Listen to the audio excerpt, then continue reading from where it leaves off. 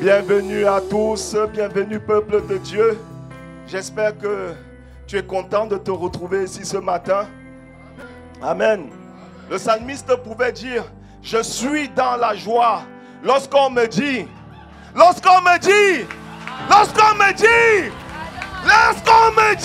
allons dans la maison de l'Éternel. Est-ce que tu peux acclamer pour le Seigneur ce matin?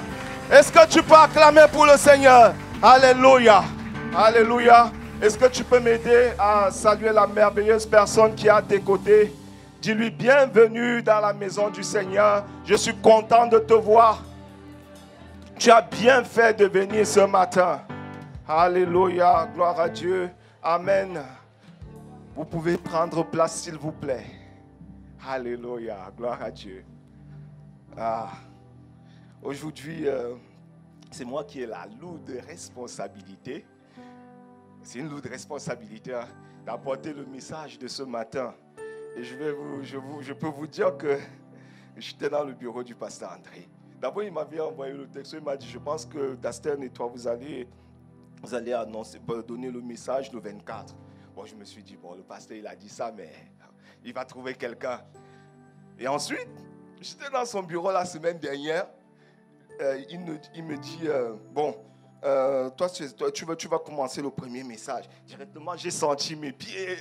Après, j'ai redressé. J'ai dit, ok, Padre, ça va. Ok, c'est moi je suis vraiment honoré d'être ici.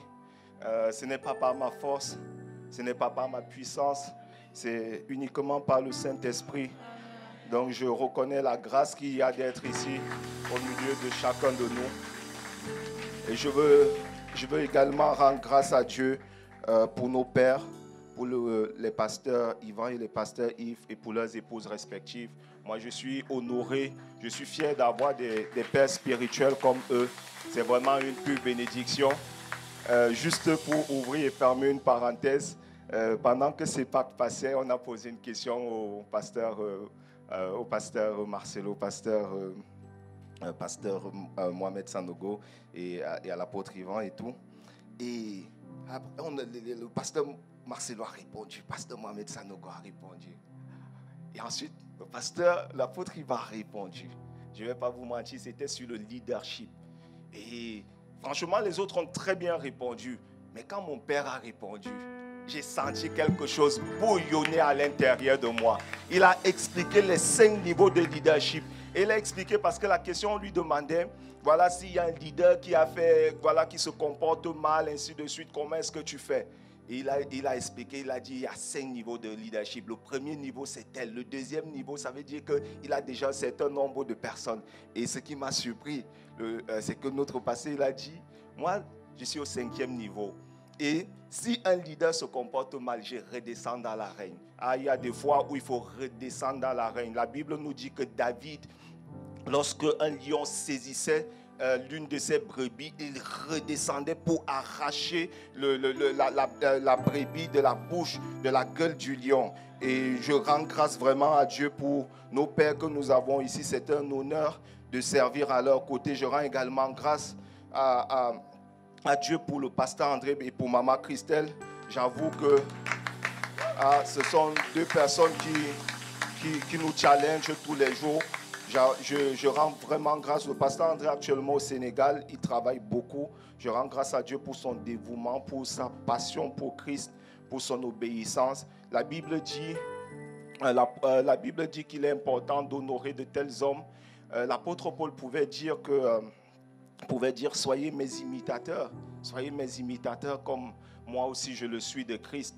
Et moi je dis simplement que soyons des imitateurs de tels hommes. Ça va nous permettre de gagner du temps. Moi, être à ses côtés me fait gagner du temps. J'essaye de le voir, de l'imiter. C'est important. Je gagne du temps. Je vois comment il vit. Et j'essaye et je découvre plein de choses tous les jours. Quand je vous dis plein de choses, c'est tous les jours. Je rends vraiment grâce à Dieu pour leur vie, pour leur sacrifice. Est-ce que nous pouvons acclamer le Seigneur pour notre groupe de louanges? Merci Seigneur, nous te bénissons pour la louange. Alléluia. Alléluia. Alors la semaine dernière avec le pasteur André, nous avons parlé du mystère de la Pâque. le mystère de la Pâque.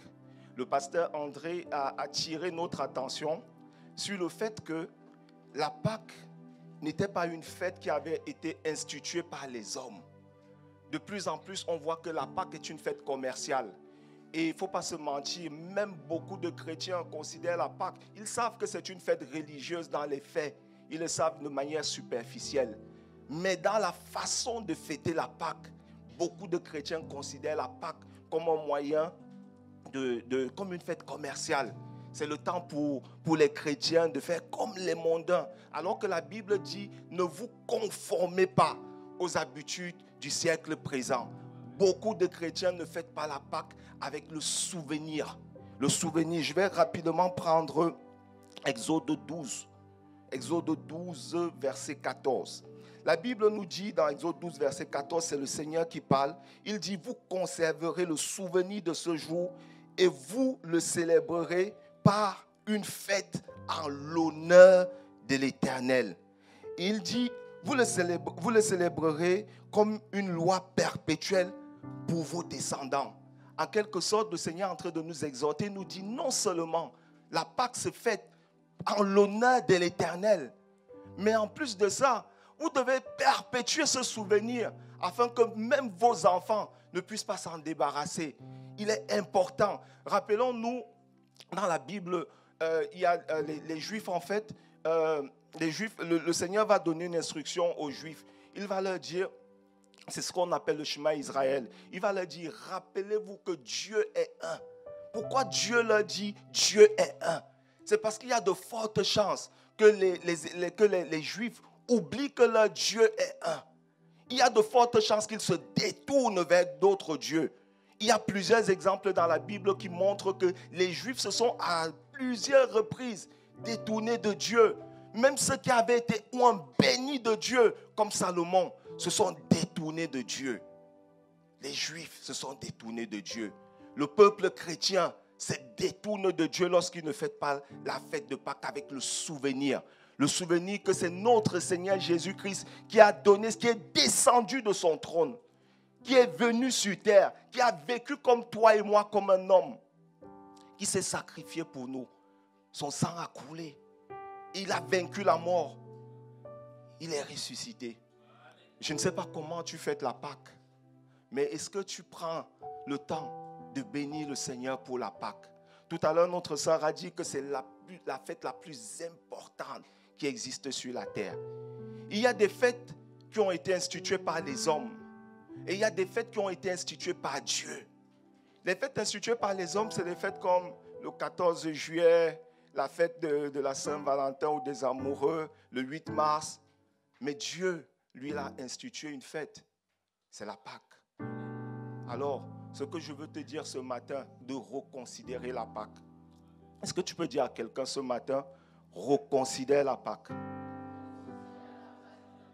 Alléluia. La Pâque n'a pas commencé avec Jésus-Christ. La Pâque a commencé avec Moïse. La Pâque a commencé avec Moïse lorsque Dieu a décidé de sauver son peuple de 430 années d'esclavage. Exode 3, versets 7 à 10. L'Éternel dit, « J'ai vu la souffrance de mon peuple qui est en Égypte. J'ai entendu les cris que lui font pousser ses oppresseurs, car je connais ses douleurs. » Je veux dire à quelqu'un ce matin que le Seigneur connaît tes douleurs. Le Seigneur connaît tes douleurs. Continue de pousser les cris et le Seigneur viendra à ton secours. Et il continue en disant, « Je suis descendu pour le délivrer de la main des Égyptiens et pour le faire monter de ce pays dans un bon et vaste pays, dans un pays où coule le lait et le miel, dans le lieu qu'habitent les Cananéens, les Essiens, les Amoréens, les Phérésiens, les Éviens, les Jubisiens. Voici, les cris d'Israël sont venus jusqu'à moi. Jusqu'à moi. Je ne sais pas si tu cries au Seigneur en ce moment, mais le Seigneur te dit ce matin que tes cris sont arrivés jusqu'à lui. Jusqu'à lui.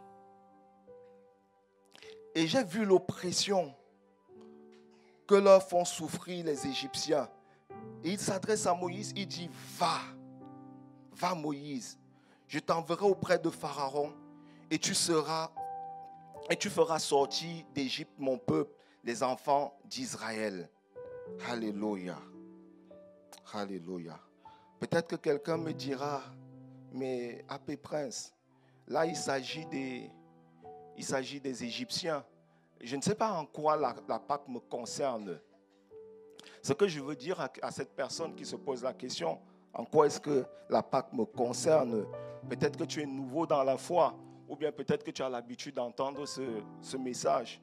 Mais sache que Dieu déjà, si ce message t'est donné tous les ans, ne te lasse pas, parce qu'il y a toujours des vérités qui vont sortir. Il y a toujours des guérisons qui vont arriver. Ne te lasse pas d'entendre ce message. J'ai parlé tout à l'heure du Shema Israël et j'ai dit que Dieu a recommandé à son peuple de répéter de génération en génération qu'il est un. Et c'est de la même manière que tu ne dois pas te lasser d'entendre le message de la Pâque. Dieu veut que ça se perpétue de génération en génération. Que tes enfants, que tu passes le relais à tes enfants, que tes enfants entendent que le Seigneur Jésus est mort, qu'il est ressuscité pour nos fautes. Le lien entre la Pâque juive et la Pâque que nous fêtons maintenant, comme je le disais tout à l'heure, c'est que lorsque Dieu veut mettre quelque chose sur pied à grande échelle, il commence toujours par un prototype. Le prototype permet à Dieu d'expérimenter ce qu'il va faire à plus grande échelle. La Bible nous dit que l'Ancien Testament est l'ombre des choses à venir. Ça veut dire que l'Ancien Testament, tout ce qui a été fait dans l'Ancien Testament était en train d'annoncer la venue d'un grand sauveur.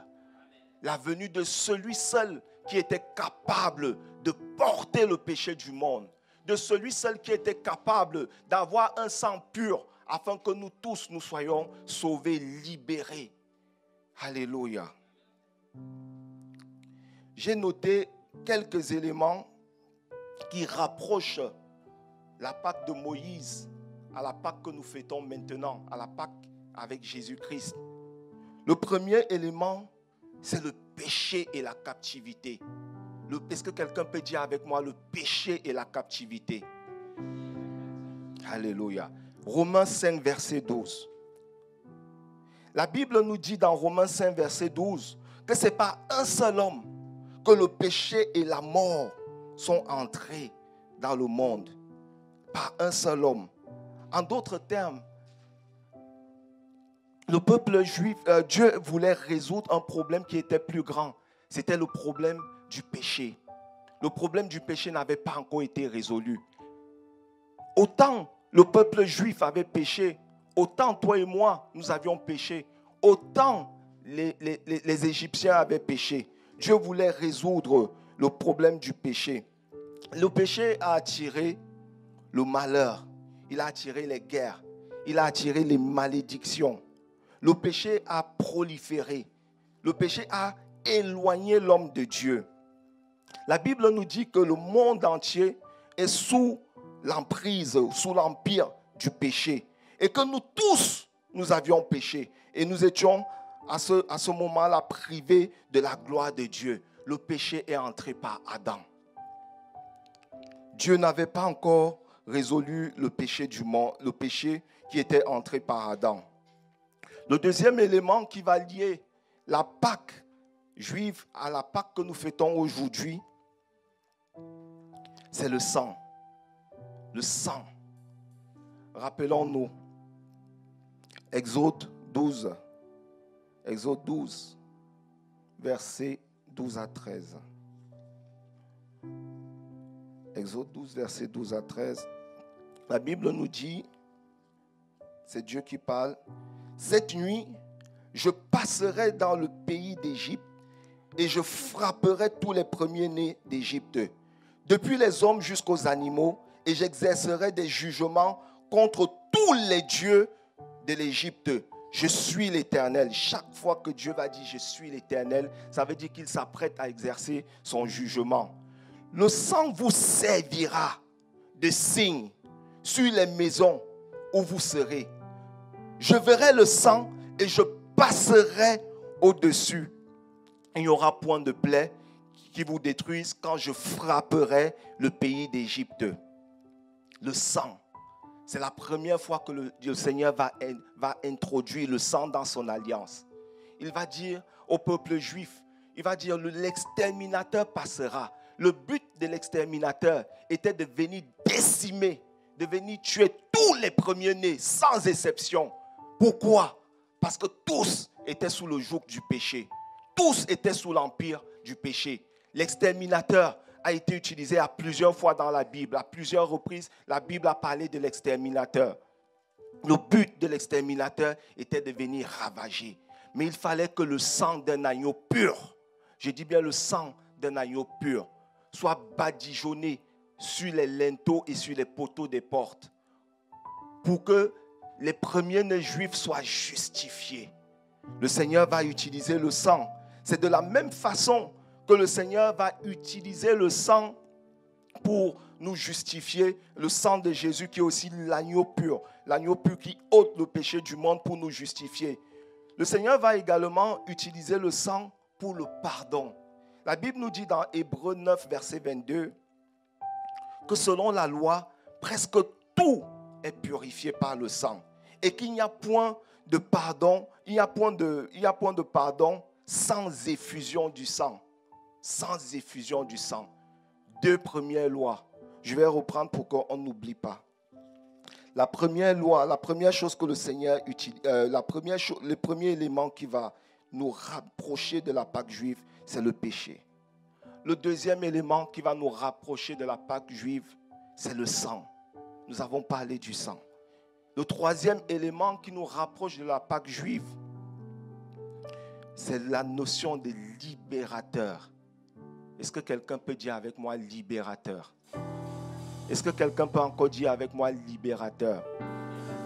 Nous voyons que dans la Pâque juive, Dieu a suscité un libérateur en la personne de Moïse.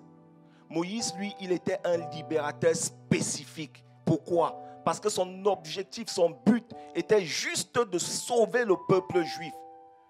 Mais dans la Pâque que nous fêtons, Dieu va susciter Jésus-Christ. Jésus-Christ, lui, il est un libérateur universel. Alléluia. Libérateur universel. Ça veut dire qu'il n'est pas venu pour un seul peuple. Il est venu pour quiconque croit en lui. Ça veut dire qu'il suffit de croire. Il suffit d'accepter le Seigneur Jésus comme Seigneur et Sauveur. Il suffit de le laisser prendre le contrôle de sa vie pour qu'il devienne son libérateur. Ce n'est pas difficile. Juste demander à Jésus d'entrer dans son cœur et de lui donner le contrôle. Et il devient notre libérateur. Notre libérateur pour toujours. Notre libérateur éternellement. Alléluia. Alléluia. Nous avons évoqué, nous avons montré la Pâque. Nous avons dit que la Pâque, il y avait une similitude, il y avait beaucoup de points qui reliaient la Pâque juive et la Pâque que nous fêtons maintenant. La Pâque que nous fêtons maintenant, c'est Dieu qui est venu sous la forme d'un homme avec un message de paix, un message de pardon, de réconciliation, de repositionnement de l'humanité dans sa position d'autorité, d'identification de l'homme à Jésus-Christ, de l'amour du Père pour sa création, du mandat de Jésus-Christ, celui de porter le péché du monde. Si bien que Ésaïe pouvait dire, il n'avait ni beauté, Ésaïe 53, il n'avait ni beauté, ni éclat. Vous pouvez également le lire dans vos cœurs. Il n'avait ni beauté, ou bien à haute voix pour ceux qui le veulent, il n'avait ni beauté, ni éclat pour attirer les regards. Et son aspect n'avait rien pour plaire, méprisé et abandonné des hommes, homme de douleur, habitué à la souffrance, semblable à celui dont on détourne le visage. Nous l'avons dédaigné. Nous n'avons fait aucun cas de lui. Cependant, ce sont nos souffrances qu'il a portées. C'est de nos fardeaux qu'il s'est chargé. Nous l'avons considéré comme puni, frappé de Dieu, humilié. Mais il était blessé pour nos péchés, brisé pour nos iniquités. Le châtiment qui nous donne la paix est tombé sur lui. Et c'est par ses meurtrissures que nous sommes guéris. Nous étions tous errants. Chacun de nous vaquait à ses propres activités. Chacun de nous vivait sa propre vie. Nous étions comme des brebis errants. Chacun suivait sa propre voie. Et l'Éternel a fait retomber sur lui l'iniquité de tous. Il a été maltraité, opprimé. Il n'a point ouvert la bouche, semblable à un agneau qu'on mène à la boucherie, à une brebis muette devant ceux qui l'attendent. Il n'a point ouvert la bouche. Il a été enlevé par angoisse et par le châtiment. Est-ce que pendant quelques minutes, nous pouvons encore acclamer pour le Seigneur Jésus, pour le sacrifice, pour le sacrifice. Alléluia. Il mérite d'être loué. Il mérite d'être acclamé. Il mérite d'être célébré. Le Seigneur Jésus mérite la louange. Il mérite l'adoration. Nous te rendons grâce, Seigneur Jésus. Nous te bénissons. Alléluia. Amen, amen. Amen, gloire à Dieu. Donc nous venons d'expliquer que la Pâque, nous venons d'expliquer les origines de la Pâque et nous avons dit que la Pâque n'avait pas commencé avec Dieu, avec Moïse, mais avec Jésus, mais avec Moïse. Et nous avons aussi expliqué les points qui rapprochaient la Pâque juive à la Pâque que nous pratiquons aujourd'hui. Nous avons également dit que pendant la Pâque, au cours de la Pâque de Moïse, le Seigneur avait introduit la notion de sang. Il a introduit le sang. Il faut savoir que le sang a plusieurs fonctions. Le sang peut avoir une fonction qui est naturelle. Il peut aussi avoir une fonction qui est spirituelle ou encore sacerdotale. Le sang, dans sa fonction naturelle, elle permet au corps de transporter l'oxygène, elle permet au corps de transporter l'oxygène, les nutriments vers les cellules, d'éliminer certains déchets et de réguler la température du corps. Le sang, dans sa fonction spirituelle ou encore sacerdotale, nous a permis par exemple d'être justifiés, d'être purifiés. La Bible nous parle des souverains sacrificateurs. Elle nous dit que lorsque on avait péché, il fallait prendre le sang, il fallait asperger 7 fois sur l'autel, ainsi de suite. Nous connaissons aussi que le sang a une autre fonction spirituelle, celle de transmettre les malédictions générationnelles. La notion de sang est vitale pour chacun de nous. Celui qui néglige le sang, néglige sa vie. Est-ce que vous entendez ce que je viens de dire? Celui qui néglige le sang, néglige sa vie. Celui qui néglige le sang de Jésus, néglige sa vie. Le sang est vital, que ce soit de manière naturelle ou de manière spirituelle. Mais nous avons aussi dit que Dieu avait un plus grand problème, une plus grande préoccupation. Sa plus grande préoccupation, c'était le péché. Dieu est le péché. Il aime, il nous aime. Mais le problème, c'est que le péché nous éloigne de Dieu. Chaque fois que nous péchons, nous nous éloignons de Dieu. Dieu avait décidé, il y a quelques années avec Noé, Dieu avait décidé de décimer la terre entière à cause du péché. Il avait envoyé les eaux. Et depuis ce jour-là, Dieu a décidé de ne plus procéder par ce moyen. Il fallait donc un nouveau moyen pour que Dieu puisse sauver l'humanité. Et ce moyen était par le sang et par le sang de Jésus-Christ. Dieu a introduit la notion du sang avec la Pâque juive en fait pour nous permettre d'être libérés par le sang de Jésus-Christ. Alléluia. Nous allons maintenant aborder la thématique de l'heure. C'était juste l'introduction. Hein? Nous allons maintenant... C'était juste l'introduction. Alléluia. Nous allons maintenant entrer dans le sujet d'aujourd'hui. Le sujet d'aujourd'hui s'intitule « La victoire par le sang de Jésus ». Alléluia. Est-ce qu'on peut acclamer pour le Seigneur? Il mérite. Il mérite. Il mérite. Il mérite. Alléluia. Gloire à Dieu. La victoire par le sang de Jésus. Alléluia. La Bible nous dit que Jésus a souffert le martyre. Jésus a souffert de Golgotha jusqu'à Gethsémane. Son corps a été mutilé. Son corps a été labouré. Et chaque goutte du sang de Jésus était en train de nous libérer de l'oppression de l'ennemi. Chaque goutte versée, chaque endroit où le sang de Jésus a coulé était la victoire, était une victoire. La victoire de l'agneau, la victoire, celui qui est venu sur la terre pour ôter le péché du monde. Le sang de Jésus a coulé sur 7 endroits. Est-ce que quelqu'un peut dire avec moi 7 endroits? Le sang de Jésus a coulé sous forme de grumeaux sur son front, sur le dos, sur les mains, sur le ventre, les pieds. Le sang de Jésus a coulé afin que nous ayons la victoire sur toutes nos oppressions.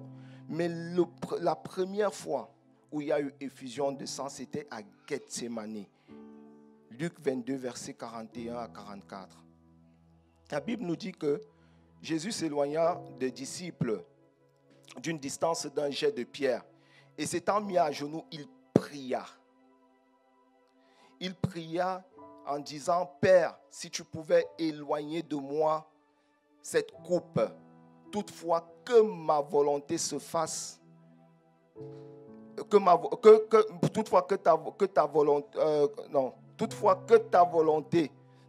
ma volonté ne se fasse pas autant pour moi, mais la tienne. Et la Bible nous dit qu'un ange lui est apparu du ciel pour le fortifier, pour l'encourager. Étant en agonie, il priait plus instamment et sa sueur devint comme des grumeaux de sang qui tombaient par terre, La première fois où le sang de Jésus a coulé, c'était à Gethsémane, dans un jardin. Souvenons-nous que c'est aussi dans un jardin que l'homme a perdu la relation qu'il avait avec Dieu. C'est aussi dans un jardin que l'homme a perdu l'autorité sur la création que Dieu lui avait donnée. La Bible nous dit que de la même façon que c'est par un homme que le péché et la mort sont entrés dans le ciel, et c'est aussi par un homme que nous avons la vie, la rédemption. Le problème à Gethsémane, c'est que lorsque nous lisons par exemple le livre de Luc, nous voyons qu'à un moment donné, il y a la chair de Jésus qui s'est opposée à son esprit. La chair de Jésus ne voulait pas mourir, mais l'esprit de Jésus devait accomplir la volonté de Dieu. Frères et sœurs, j'ai envie de te dire quelque chose, de nous dire quelque chose ce matin. Ce n'est pas facile d'accomplir la volonté de Dieu. C'est la raison pour laquelle il faut constamment prier. C'est la raison pour laquelle il faut plaider le sang de Jésus. La Bible nous dit que l'homme s'est détourné de l'accomplissement de la volonté de Dieu sur un jardin. Et c'est dans un jardin que cette volonté, cette capacité de faire la volonté de Dieu nous a été restituée. Mais il fallait que le sang de Jésus coule. La volonté de Dieu, ce n'est pas facile. La Bible nous montre beaucoup d'exemples, nous parle de beaucoup d'exemples d'hommes, de femmes que Dieu a bénis, à qui Dieu avait donné un mandat, une mission, qui avait été incapable d'accomplir sa volonté. La Bible nous parle de Samson. La Bible nous parle de Salomon. Salomon n'a pas pu accomplir la volonté de Dieu. Il s'est détourné de Dieu en adorant d'autres dieux. Samson aimait une femme, il aimait les femmes. Il n'a pas fait la volonté de Dieu. Et c'est encore notre cas aujourd'hui. Beaucoup de personnes viennent à l'église, mais rares sont ceux qui accomplissent la volonté de Dieu. Beaucoup de personnes viennent à l'église, mais beaucoup de personnes continuent de jouer avec le péché. Arrêtons de nous séduire nous-mêmes. La Bible nous dit que Jésus, le sang de Jésus a coulé pour nous donner la capacité. Mais le problème, c'est que est-ce que vous croyez vraiment, est-ce que nous croyons vraiment que le sang de Jésus qui a coulé sur Gethsémane était pour nous amener à accomplir la volonté de Dieu? Il faut que cette parole, il faut que cette conscience augmente en chacun de nous. En chacun de nous. La Pâque c'est le meilleur moment pour renouer les liens avec le Seigneur Jésus. C'est le meilleur moment pour se rapprocher du Seigneur Jésus et pour accomplir sa volonté. Nous allons nous lever pendant quelques minutes. Nous allons prier. Nous allons demander à Dieu de nous accorder la grâce d'accomplir sa volonté. J'ai dit tout à l'heure que accomplir la volonté de Dieu n'est pas forcément chose facile. Hier encore, pendant que j'étais en train de préparer le message, j'ai été tenté d'aller jouer au football. J'ai été tenté au point où je me suis dit, je vais aller demander à ma femme, en espérant l'amadouer pour aller jouer au football. Et après, je me suis rappelé que j'étais en train de faire un message sur la Pâque et que la personne à qui il fallait poser la question, c'était le Saint-Esprit. Et le Saint-Esprit m'a dit, trouves-tu que c'est judicieux d'aller au football? C'est la question que le Saint-Esprit m'a posée. Et ce matin, je veux dire à quelqu'un que peu importe ce qui te maintenait captif, il est possible d'accomplir la volonté de Dieu. Il est possible d'accomplir la volonté de Dieu. Est-ce que tu peux commencer à élever la voix?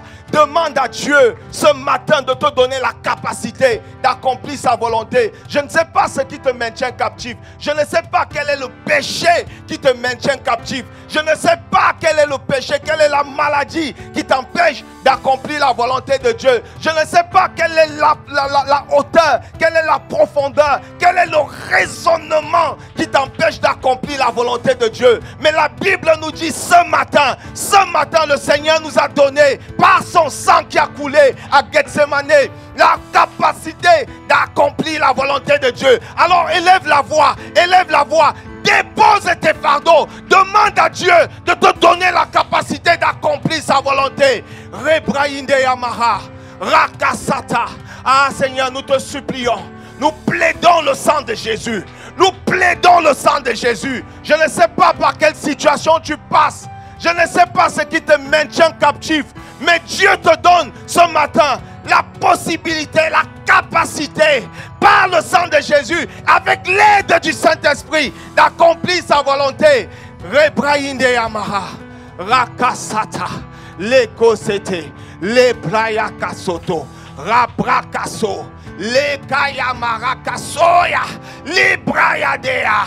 Ah Seigneur, Jésus pouvait dire, Lebraïndea, ma nourriture, c'est de faire la volonté de Dieu. Ce qui veut dire que la volonté de Dieu est dynamique. La volonté de Dieu, c'est tous les jours. Tous les jours, tu dois prier. Tous les jours, tu dois demander à Dieu de t'accorder la capacité d'accomplir sa volonté. Alléluia.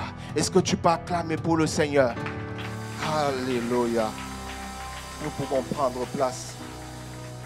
Amen. Amen.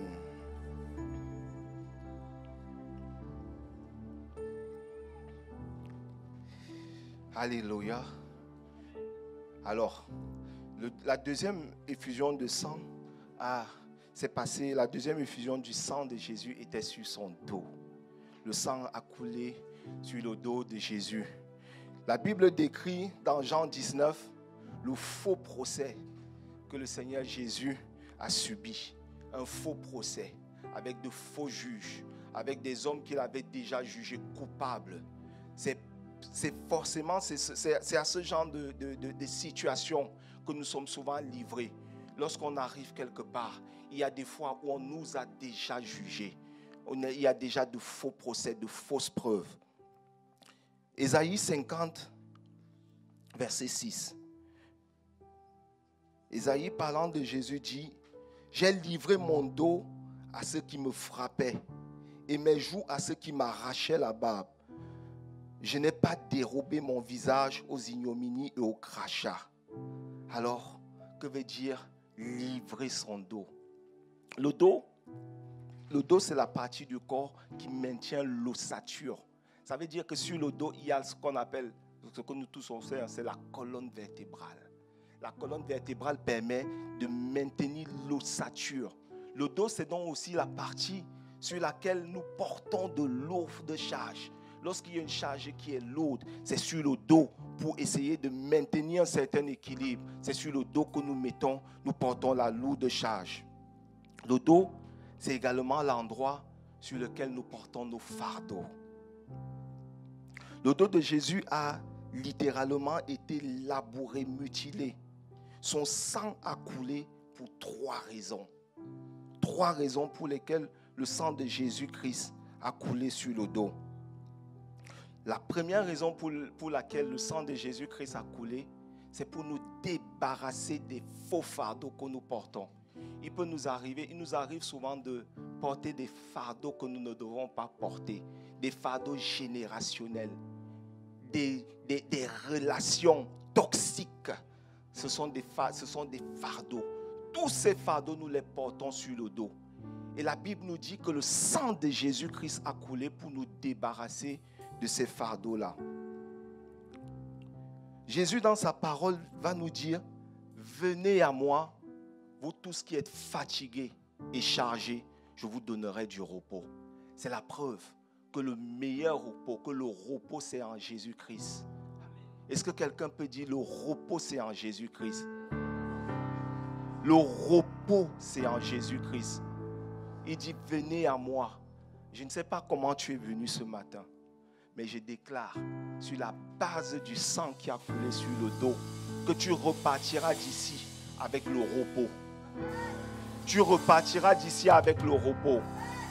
Personne ne dit amen, j'entends une seule voix. Tu repartiras d'ici avec le repos. Alléluia. La deuxième raison pour laquelle le sang de Jésus-Christ a coulé, c'était pour nous donner la victoire. La Bible nous dit dans Matthieu 8, versets 16 à 17. La victoire est dans le sang de Jésus. La victoire est dans le sang de Jésus.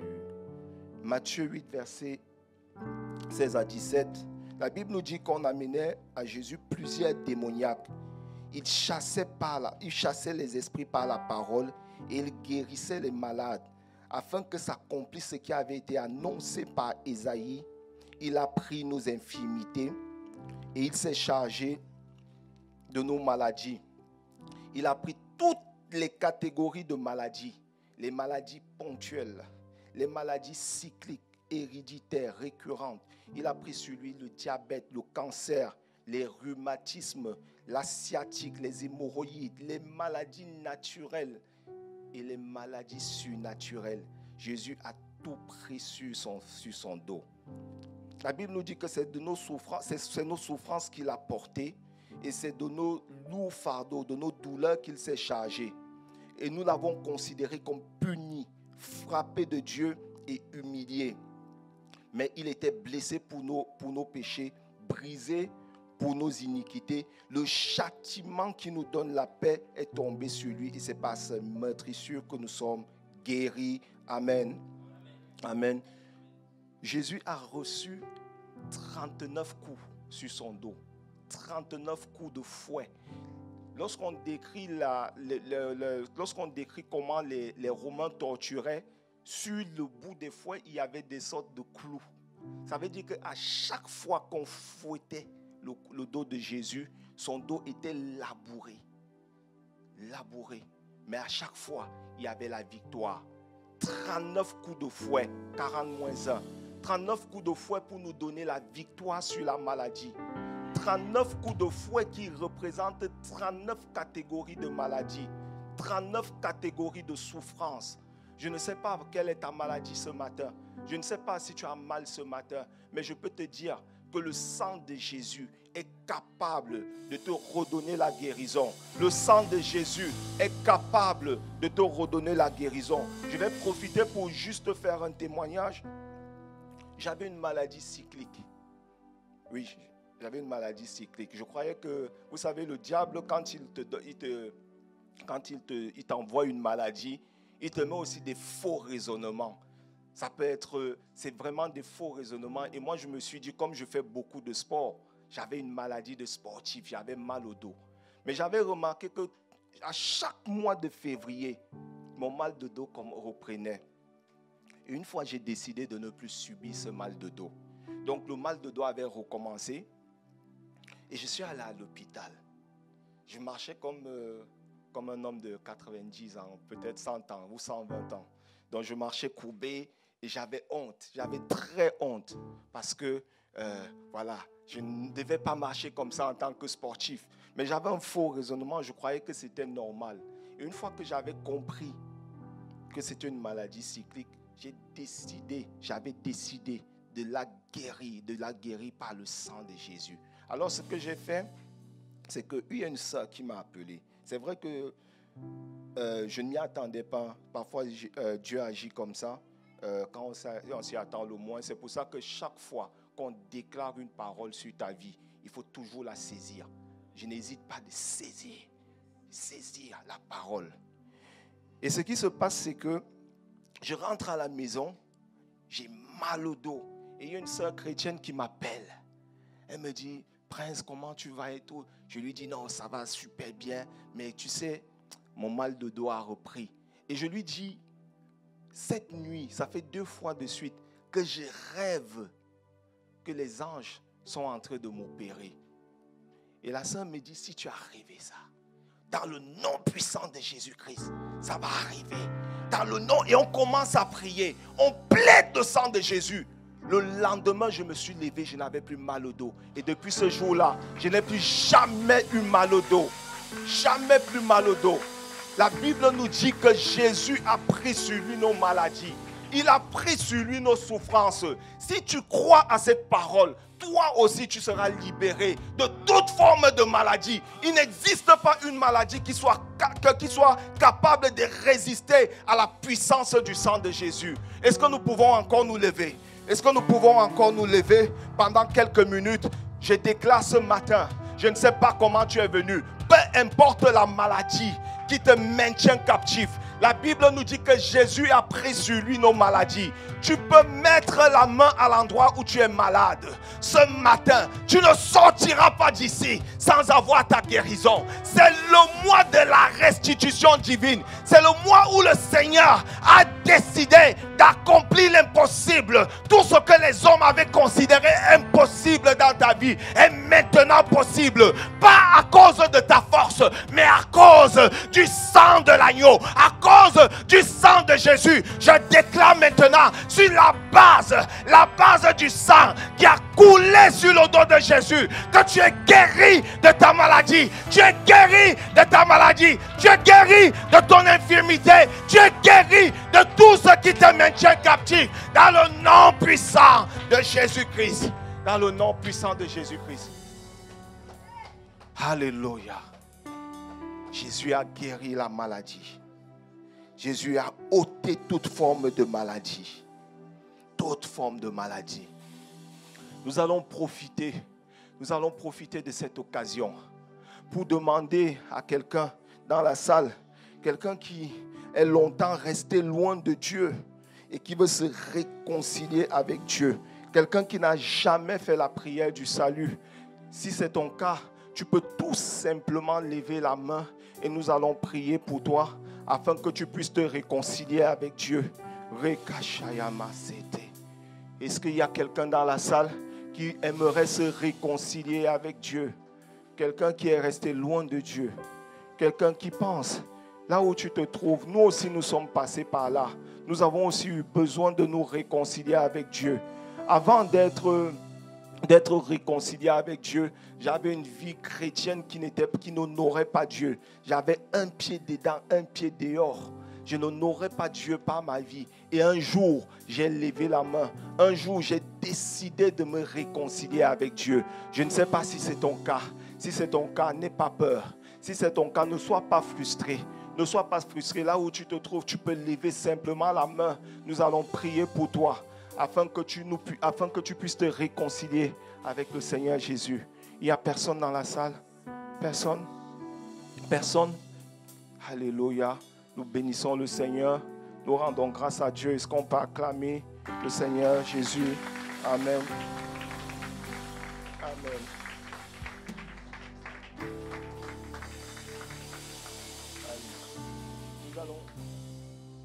Nous allons sceller Nous allons sceller ce temps par la Sainte Seine.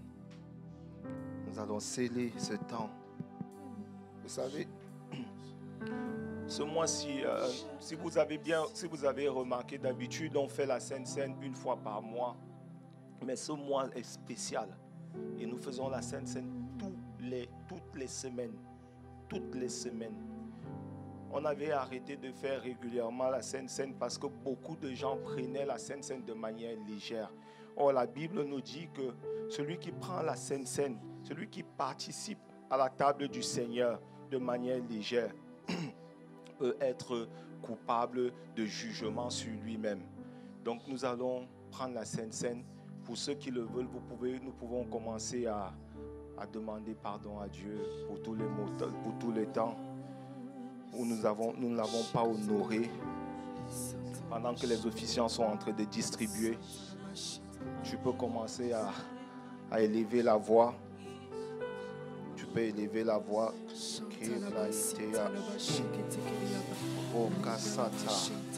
Nous te bénissons, notre Dieu. Nous te rendons toute la gloire.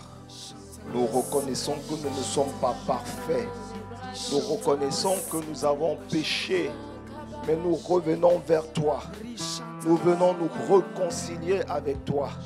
La Bible nous dit que le Seigneur Jésus, dans la nuit où il fut livré,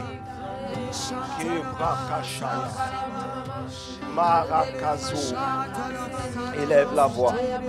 Élève la voix. Nous te bénissons, notre Dieu. Nos cœurs s'élèvent vers toi. Brakasa, Rekachete. Nous te rendons toute la gloire. Tu es digne, notre Dieu, de recevoir la louange. Tu es digne, notre Dieu, de recevoir l'adoration. Nous te bénissons. Nous te bénissons pour le sang qui a coulé. Nous te bénissons pour ton dos qui a été labouré, mutilé. Nous te rendons toute la gloire. Rekashata. Oh Sakabahazuta. Le Marakasu. Reshande Yamara.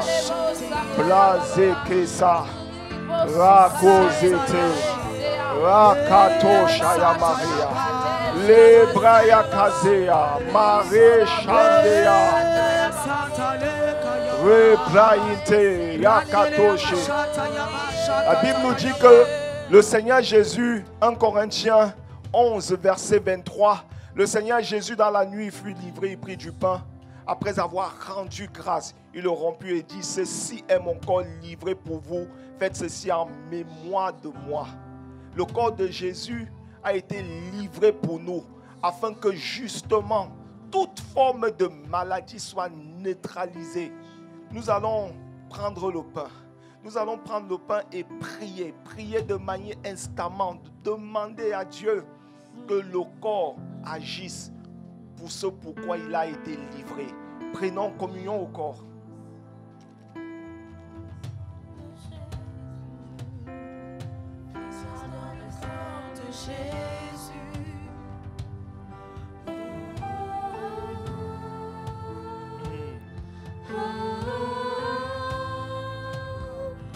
Fixe-toi dans le corps de Jésus. Fixe-toi dans le corps de Jésus. Nous te bénissons, notre Dieu, pour ton corps qui a été livré pour nous. Nous te rendons infiniment grâce de ce que ton corps neutralise toute forme de maladie. Nous te disons merci pour ton corps. Merci pour ce corps.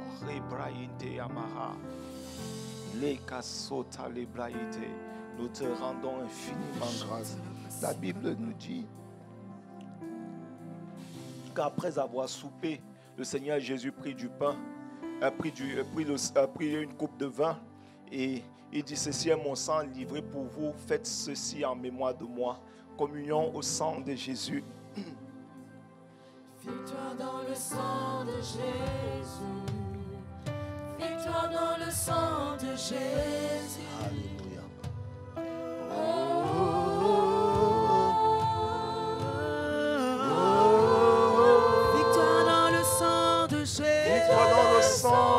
Victoire dans le sang de Jésus. Victoire dans le sang de Jésus. Pendant quelques minutes, est-ce que tu peux encore prier? Est-ce que tu peux encore plaider le sang de Jésus? Le sang de Jésus a été livré pour le pardon, pour la purification, la sanctification. L'Hébraïkazé, nous te bénissons pour ton sang. Nous te rendons toute la gloire. Tu es digne, notre Dieu.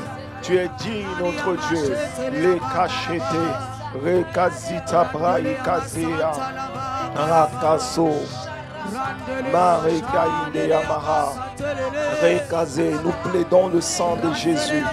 Nous plaidons le sang de Jésus sur toute forme d'infirmité, sur toute forme de cécité, sur toute forme de maladie. Le sang de Jésus a été livré afin que nous soyons purifiés, pardonnés. La Bible nous dit que sans effusion de sang, il n'y a pas de pardon. Alors, les bras cassés, les bras cassés, Marakasete, Rabraïte Amara. La sanctification, c'est la mise à part. La sanctification, c'est le rejet du péché. Le sang de Jésus a coulé afin que nous puissions rejeter le péché. Alors ce matin, je déclare que le péché n'est plus ton partage. Tout ce qui te maintenait captif, tout ce qui t'empêchait de faire la volonté de Dieu, ce n'est plus ton partage. Dans le nom puissant de Jésus-Christ, les casés braïdes et amara, toute forme de rancune, d'écrat, tout ce qui t'empêche de manifester la volonté de Dieu. La Bible dit que le sang de Jésus a coulé pour notre sanctification, pour l'unicité du corps de Christ.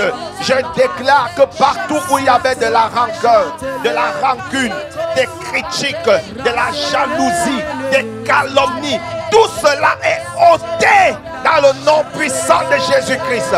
Dans le nom puissant de Jésus-Christ.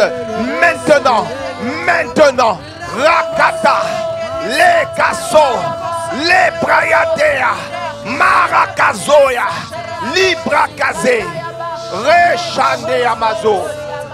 Amen. Alléluia. Amen. Amen. Est-ce que nous pouvons acclamer pour le Seigneur? Est-ce que nous pouvons acclamer pour le Seigneur? Amen. Amen.